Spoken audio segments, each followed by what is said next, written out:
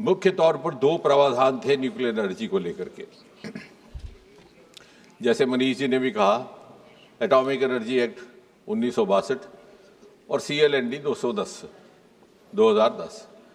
बीच में atomic energy regulatory board का गठन किया गया एक एग्जीक्यूटिव सब ऑर्डर के तहत, जिसको अब स्टैट्यूटरी बॉडी का दर्जा दिया जा रहा है।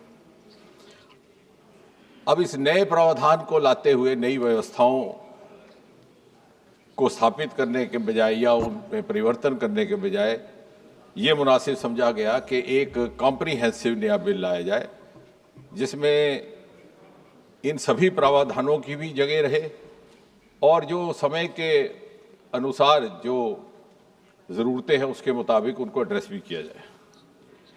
इसलिए बहुत कुछ ऐसा है अध्यक्ष जी इस बिल में जो पहले से ही मौजूद था।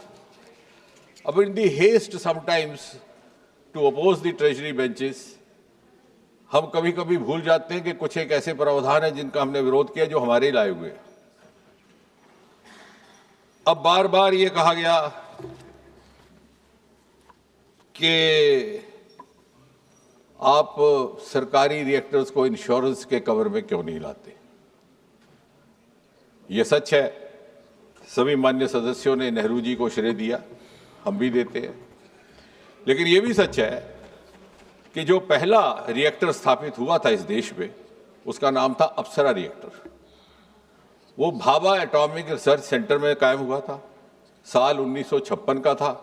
देश के प्रधानमंत्री कौन थे आप सब जानते हैं, और उसको इंश्योरेंस कवर में ना रखने का निर्णय लिया गया था।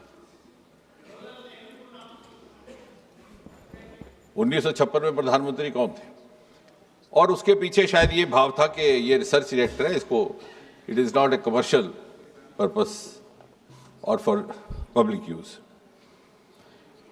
उसके बाद ये कहा गया कि एटॉमिक एनर्जी रेगुलेटरी बोर्ड में उस तरह की ऑथराइजेशन नहीं है जैसे होनी चाहिए। मनीष जी ने भी कहा, दूसरे मान्य सदस्यों ने भी कहा। हकीकत यह है कि एटॉमिक एनर्जी रेगुलेटरी बोर्ड स्थापित किया सन 1983-84 में। तो प्रधानमंत्री कौन थे? श्रीमती इंदिरा गांधी जी।